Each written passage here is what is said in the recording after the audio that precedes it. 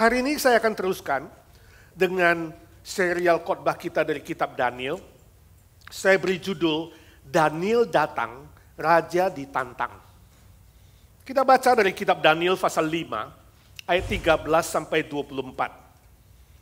Kitab Daniel pasal yang kelima ayat 13 sampai 24 kita membaca bersama-sama firman Tuhan ini. Demikian firman Tuhan. Lalu dibawalah Daniel menghadap raja. Bertanyalah raja kepada Daniel, "Engkaukah Daniel itu, salah seorang buangan yang telah diangkut oleh raja ayahku dari tanah Yehuda? Telah kudengar tentang engkau, bahwa engkau penuh dengan roh para dewa, dan bahwa padamu terdapat kecerahan, akal budi, dan hikmat yang luar biasa. Kepadaku telah dibawa orang-orang bijaksana, para ahli jampi, supaya mereka membaca tulisan ini dan memberitahukan maknanya kepadaku. Tetapi mereka tidak sanggup mengatakan makna perkataan itu. Tapi telah kudengar tentang engkau, bahwa engkau dapat memberikan makna dan dapat menguraikan kekusutan. Oleh sebab itu, jika engkau dapat membaca tulisan ini dan dapat memberitahukan maknanya kepadaku, maka kepadamu akan dikenakan pakaian dari kain ungu, dan pada lehermu akan dikalungkan rantai emas, dan dalam kerajaan ini engkau akan mempunyai kekuasaan sebagai orang ketiga." Kemudian Daniel menjawab raja, "Tahanlah hadiah tuanku, berikanlah pemberian tuanku kepada orang lain. Namun demikian, aku akan membaca tulisan itu bagi raja, dan memberitahukan maknanya kepada tuanku.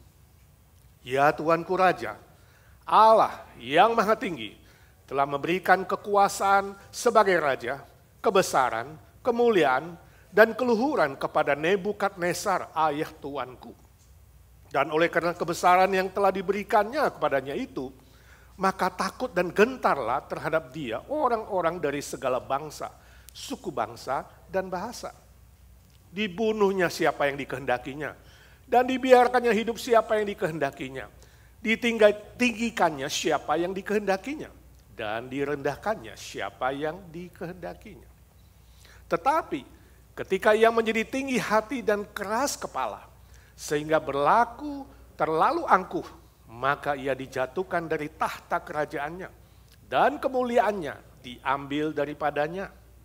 Ia dihalau dari antara manusia, dan hatinya menjadi sama seperti hati binatang, dan tempat tinggalnya ada di antara keledai hutan.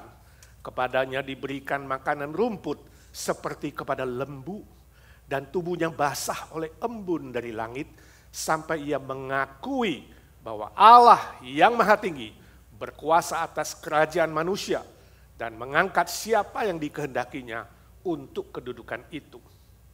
Tetapi tuanku Belsyazar anaknya tidak merendahkan diri, walaupun tuanku mengetahui semuanya ini. Tuanku meninggikan diri terhadap yang berkuasa di sorga. Perkakas dari baitnya dibawa orang kepada tuanku. Lalu tuanku serta para pembesar tuanku, para istri dan para gundik tuanku telah minum anggur dari perkakas itu. Tuanku telah memuji-muji dewa-dewa dari perak dan emas, dari tembaga, besi, kayu, dan batu yang tidak dapat melihat atau mendengar atau mengetahui. Dan tidak tuanku muliakan Allah yang menggenggam nafas tuanku dan menentukan segala jalan tuanku. Sebab itu ia menyuruh punggung tangan itu, dan dituliskanlah tulisan ini." Demikian jauh pembacaan firman Tuhan. Berbahagialah orang yang membaca firman Tuhan, yang mengerti maknanya, dan melakukan dalam hidupnya. Suatu kali ada seorang bapak yang berusia 60-an, dia mengunjungi dokternya. Setelah check up seluruhnya, dokter memberitahukan hasilnya. Dan dokter bilang, "Pak, kesehatanmu lumayan." Lalu bapak itu bilang, "Maksud dokter apa lumayan? Apa saya mungkin bisa hidup sampai 80 tahun?" Lalu dokter tersenyum dan dokter tanya, apakah Bapak ini suka minum-minum alkohol atau bir atau ke bar? Lalu Bapak itu bilang, enggak, saya enggak suka minum-minum alkohol seperti itu, ke bar aja enggak pernah. Oke, apakah Bapak suka makan steak, daging sapi, barbecue? Lalu Bapak itu bilang, boro-boro, saya mah jaga makanan, kata orang daging merah itu enggak baik. Oke, apakah Bapak suka berjemur di panas matahari misalnya ke pantai, misalnya main golf? Saya gak suka seperti itu dokter. Lalu dokternya tanya lagi, apakah Bapak suka pergi ke kasino, main judi, ya, bersenang-senang di Las Vegas? Saya juga gak suka itu dokter. Oke, satu lagi, apakah Bapak suka main mobil mewah dan mobil balap? Bapak itu bilang, boro-boro, mobil saya dari dulu juga mobil yang butut. Lalu dokter bilang, Pak, untuk apa you mau hidup 80 tahun? Saudara, kalau hari ini dikasih usia panjang, saudara mau lakukan apa? Pernah gak mikir? Kalau dikasih usia panjang, 80 kayak 85 kayak 90 lebih kayak Om. Mau apa?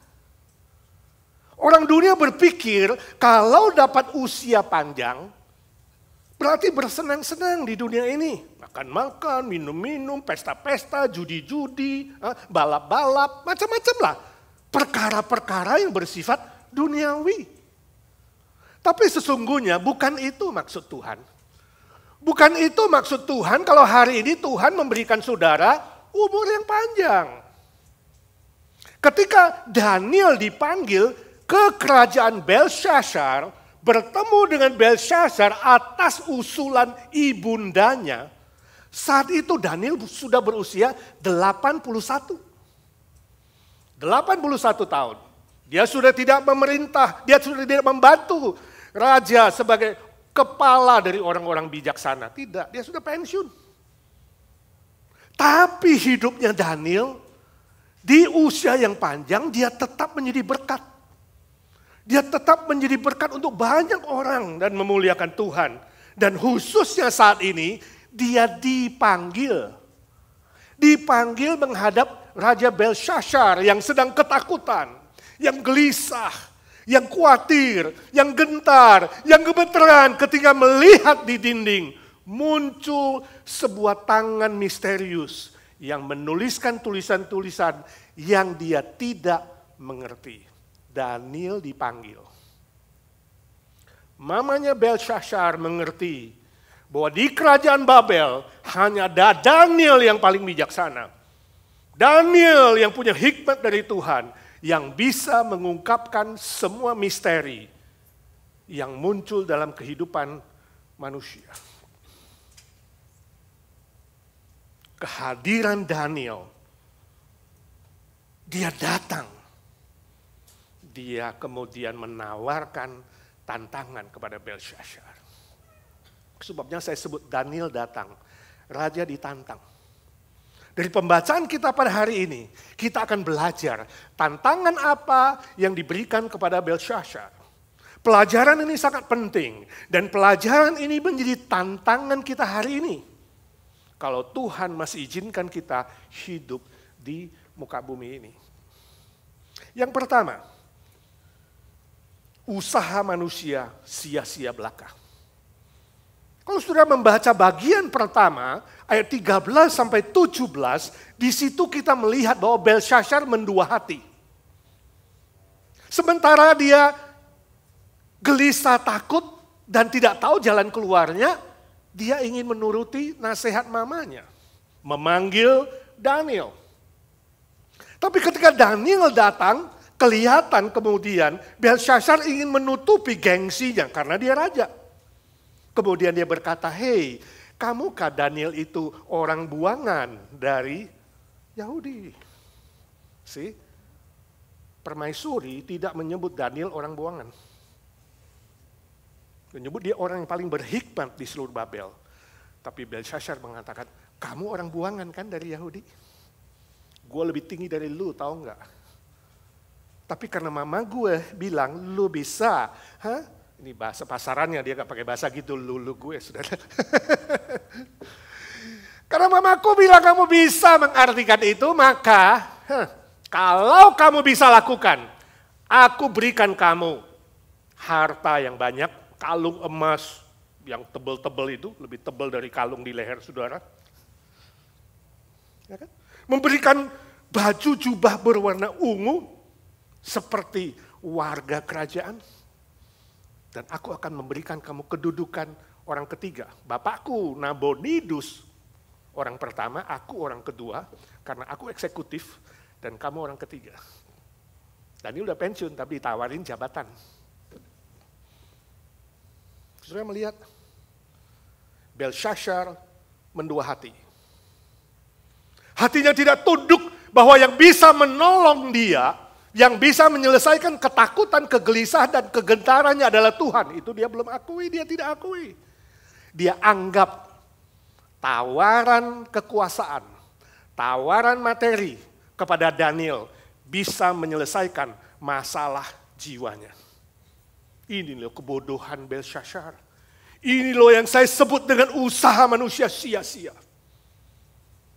Kadang-kadang ketika saudara menghadapi persoalan, menghadapi penderitaan, menghadapi kekhawatiran dan ketakutan, secara sadar atau tidak sadar, saudara ingin melakukan sesuatu bukan?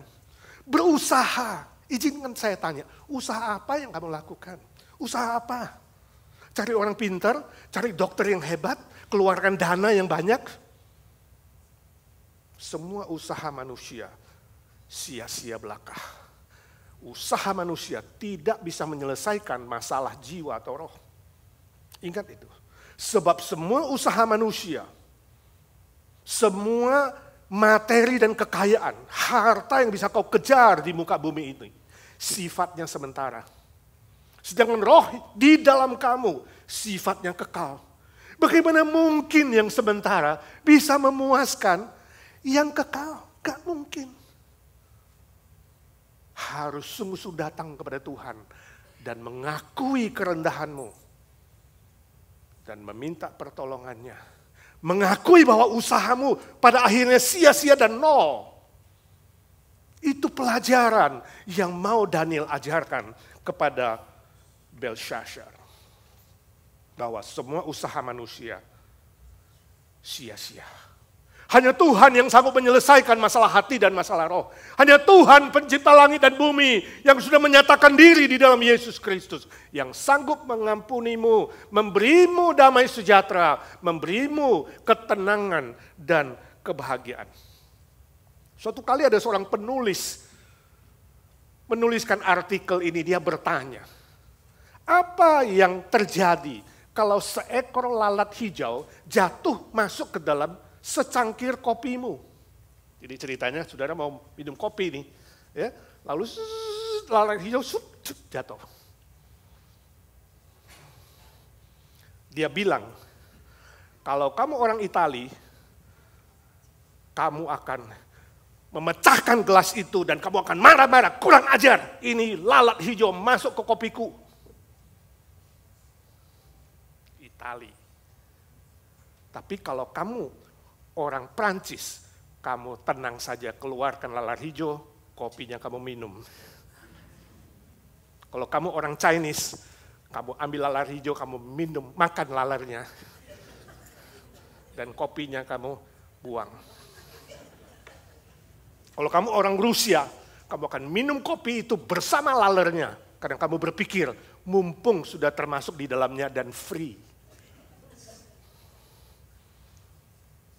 Tapi kalau kamu orang Israel, kamu akan jual kopi itu kepada orang Perancis. Kamu akan jual lalat itu kepada orang Chinese. Dan kamu akan jual gelas kepada orang Itali. Dan kamu sendiri minum teh saja. Dan uang hasil penjualan kamu, kemudian kamu akan menciptakan, ya, penemuan yang baru untuk bisa menghindari lalar hijau masuk ke kopimu. Tapi kalau kamu orang Palestina, kamu akan menuduh semua ini gara-gara Israel. Kenapa lalar bisa masuk ke dalam kopi? Dan kemudian kamu akan protes kepada United Nations PBB. Kamu bilang ini semua gara-gara Israel. Dan kemudian kamu akan mengajukan pinjaman uang dari Uni Eropa. Setelah dapat uang, kemudian kamu akan beli gelas kopi yang baru. Dan sisa uangnya kamu akan beli bahan peledak. Kemudian kamu hancurkan kedai kopi itu. Di mana di situ duduk orang Itali, orang Prancis, orang Chinese, orang Rusia, dan bangsa-bangsa lain mendiskusikan kenapa orang Israel harus menyerahkan kopinya kepada Palestina. Saudara, ini humor sindiran politis. Bagaimana hari ini bangsa-bangsa berusaha melakukan sesuatu ketika persoalan datang. Ketika masalah datang, ketika bangsanya menghadapi sesuatu. Permisi tanya saudara, ketika masalah datang, ketika persoalan membuat hidupmu khawatir, takut dan gentar, usaha apa yang saudara lakukan? Sekali lagi, jangan bersandar kepada kekayaanmu. Jangan bersandar kepada kehebatanmu, kepintaranmu. Jangan bersandar kepada manusia. Itu semuanya sia-sia belaka. Tadi ayat pembimbing mengajarkan kita 1 Yohanes pasal 1 ayat 9. Bahwa kalau engkau merendahkan hatimu mengakui dosamu, maka Tuhan setia dan adil. Dia akan mengampunimu dan dia akan memberkatimu. Hanya satu jalan. Rendah hati. Akui kelemahanmu, akui usahamu sia-sia, akui apapun yang bisa kau buat di dunia ini sia-sia untuk menyelesaikan masalah di dalam hatimu, di dalam batinmu dan jiwamu. Datang kepada Tuhan Yesus, katakan Tuhan aku datang. Ampuni aku kalau selama ini aku mengandalkan kehebatanku. Ampuni aku kalau aku anggap usahaku bisa berhasil. Beri aku rendah hati Tuhan, hancur di tanganmu. Aku rela dihancurkan di tanganmu ya Tuhan, sebab nanti di tanganmu Engkau akan membentuk aku menjadi ciptaan yang baru. Itu caranya. Maka dia akan buka jendela sorga, dia akan ampuni dosamu, dia akan turunkan sukacita dan damai sejahtera yang melampaui pikiranmu. Dan kamu akan mengalami kepuasan, kebahagiaan yang sejati. Amin. Yang kedua, kesombongan adalah awal kegagalan. Kalau sudah perhatikan ayat-ayat selanjutnya 18-24, di situ kita melihat Daniel jelas-jelas adalah nabi utusan Tuhan. Tidak heran kemudian bagian 18-21 Daniel ingatkan fakta sejarah. Hei Belshazzar, ingatkah kamu fakta sejarah? Dulu kakekmu, ayah besarmu, bapak besarmu atau kakekmu Nebukadnezar pernah menjadi hebat. Pernah berkuasa atas Babel dan sekitarnya. Kira-kira negara di Timur Tengah waktu itu dikuasai dia. Bangsa-bangsa takut kepadanya. Tapi ingat ketika Nebukadnezar menjadi sombong, kekuasaannya diturunkan. Bahkan dia kena sakit bau antrofi yang membuat dia seperti binatang. Hidup di luar bersama dengan keledai hutan, bersama dengan lembu dan makanannya rumput. Penyakit misterius. Sampai dia menundukkan dirinya, mengakui kebesaran Tuhan. Kemudian dia dipulihkan dan Nebukadnezar bertobat. Kita sudah pelajari bukan?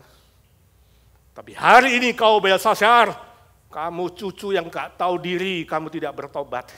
Kamu tidak belajar dari sejarah apa yang terjadi dengan bapak besar atau kakekmu Nebukadnezar itu. Daniel menegur Belshazzar dengan sangat-sangat keras tanpa takut. Dia berani karena dia nabi Tuhan. Dia berani mengatakan kebenaran. Dan saya bisa bayangkan Belshazzar yang tadinya ketakutan, gentar, sampai lututnya pun gemeretak. mendengar teguran Daniel, pasti dia lebih takut. Pasti dia lebih gentar. Sebab Daniel ingin bilang, kesombonganmu, kesombongan manusia sesungguhnya adalah awal dari kegagalanmu dan kehancuranmu. Saya tidak tahu hari ini apa yang saudara sombongkan di bumi ini. Saya tidak tahu. Mungkin kamu lebih cakep dari orang lain. Mungkin mobilmu lebih mewah dari orang lain. Mungkin uangmu lebih banyak dari orang lain. Mungkin kau lebih yang lain dari orang lain. Ingat, apapun yang bisa kau sombongkan, bisa lenyap dalam satu malam.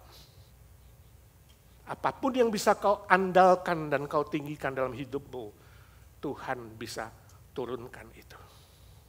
Hanya dalam sekejap. Hanya seperti balik tangan. Gak ada yang bisa disombongkan manusia. Kesombongan dan kecongkakan membawa orang jatuh, gagal, dan hancur. Itu yang terjadi pada Belshazzar. Dia melupakan sejarah. Ingat, orang yang melupakan sejarah dan tidak belajar dari kesalahan sejarah, dia akan dihukum untuk mengulangi kesalahan yang sama. Saya tidak tahu bagaimana sejarahmu dulu. Mungkin you pernah gagal, mungkin pernah jatuh, mungkin pernah Tuhan tegur dan kemudian Tuhan angkat kamu kembali. Ingat, jangan balik ke sejarah lamamu. Belajar dari itu, jangan mengulangi kesalahan sejarah. Suatu kali ada seorang penjual topi. Dia bawa 2 keranjang topi dan dia pikul jual kemana-mana dari desa ke desa. Dan suatu hari dia harus melewati dari satu desa ke desa lain, melewati sebuah hutan. Dengan pohon-pohon yang besar. Ketika melewati hutan itu dia lihat, wah ini pohon beringin lumayan ya, begitu besar. Dia pengen berteduh karena capek, dia duduk di bawah pohon. Santai-santai, kemudian tertidurlah dia di sana. Waktu dia tidur, kemudian ternyata di atas pohon banyak monyet-monyet, kelompok monyet. Ya, kayak di Bali Mas ya, di mana itu? Turun. Topi yang di 2 keranjang itu diambil semua. Monyet ambil dan lari ke atas. Waktu si penjual topi sadar, dia lihat, topinya hilang. Dia lihat ke atas, waduh cilaka, monyet-monyet ngambil dan pakai topi. Dia kemudian pikir, bagaimana aku bisa dapatkan topi itu kembali? Dia garuk-garuk kepala. Waktu dia garuk-garuk kepala berpikir, dia lihat, monyet ikut garuk-garuk kepala. Dia dapat ide. Garuk-garuk kepala, dia ikut garuk-garuk kepala. Kemudian dia ambil topinya sendiri, dia kipas-kipas. Monyet-monyet ikut kipas-kipas. Dia dapat ide. Kemudian setelah kipas-kipas, dia ambil topinya, dia lempar ke tanah. Waktu dia lempar ke tanah, semua monyet lempar topi ke tanah. Dia senang, dia ambil, dia pungut, dia bawa pulang. Itu menjadi cerita dia. Ke anaknya, sampai ke cucunya, yang masih bayi kayak Noah. Setelah besar kira-kira 40 tahun kemudian, sang cucu jadi penjual topi seperti engkongnya. Juga pikul-pikul lewat di hutan yang sama. Di bawah pohon yang sama. Dia capek. Dia juga istirahat dan tertidur. Waktu dia bangun, dia lihat, semua topinya hilang. Dia ingat sejarah. Dulu yeyeku, engkongku pernah cerita. Lalu dia mulai manggut-manggut, dia lihat monyet, dia garuk-garuk. Monyet juga, good. Kemudian dia ambil topi, dia kipas-kipas. Semua monyet kipas-kipas. Wah, ini triknya engkong masih berlaku.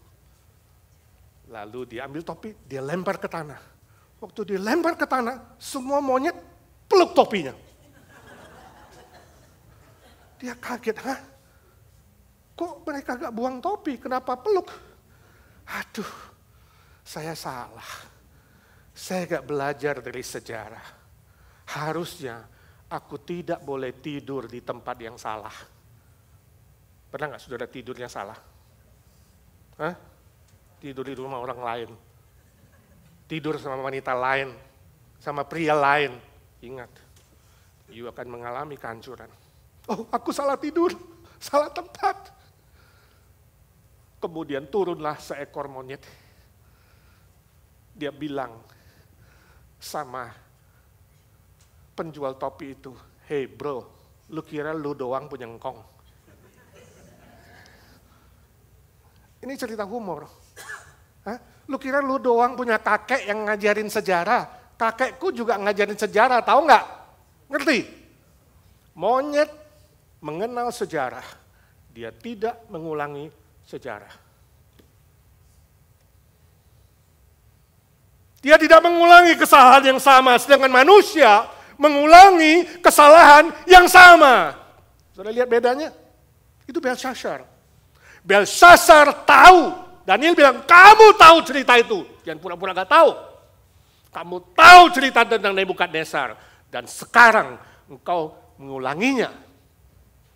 Maka tangan itu, tangan misterius itu, tangan yang membuat kamu gelisah dan takut dan gentar, muncul dan itu menegurmu. Saudara tahu sejarah, saya tahu. Saudara belum pikun. Ingat apa yang Tuhan kerjakan dalam hidupmu. Jangan mengulangi itu. Pegang firman Tuhan erat-erat.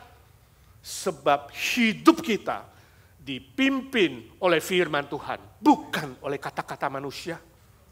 Bukan oleh usaha dan perbuatan apapun, bukan. Lihat Israel adalah contoh yang paling gamblang, bukan? Berulang-ulang berontak, berulang-ulang melawan Tuhan, berulang-ulang kemudian melawan dipulihkan, tidak berubah. Itu sebabnya kenapa mereka perjalanan dari Mesir menuju tanah perjanjian 40 tahun harus keliling-keliling belantara. Ini akibatnya. Kalau mengulangi kesalahan sejarah, kamu akan dihukum. Saudara tahu, perjalanan dari Mesir menuju tanah Kanaan, itu kalau hari ini terbang paling 4 jam. Kalau jalan kaki hari itu, kurang dari 40 hari. Tapi karena memberontak kepada Tuhan, harus berkelana 40 tahun. Sebab tidak siap masuk ke negeri Kanaan. Dan generasi pertama habis semuanya. Sudah melihat? Yang tidak belajar dari sejarah harus mengulangi kesalahan sejarah. Orang yang tidak belajar dari sejarah dan mengulangi kesalahan sejarah sebenarnya lebih bodoh dari monyet. Lihat, monyet itu belajar. Saya nggak bilang saudara monyet ya. Saudara tahu sendiri apakah saudara telah melakukan tindakan yang bodoh dan tidak bijaksana. Yang menyombongkan kehebatanmu. Hari ini bertobat di hadapan Tuhan. Amin. Supaya saudara dipulihkan. Supaya saudara diperbaharui. Supaya saudara mengalami kembali sukacita dari sorga. Damai sejahtera di sorga yang ditaruh dalam hatimu. Dan kau mengalami kebahagiaan yang sejati. Amin. Mari kita doa.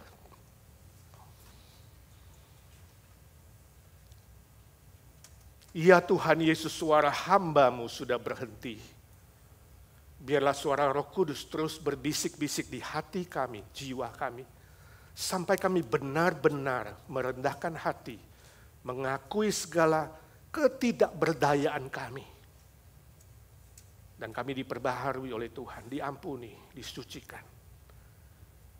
Curahkan sukacita-Mu ya Tuhan, damai sejahtera-Mu yang melampaui akal kami.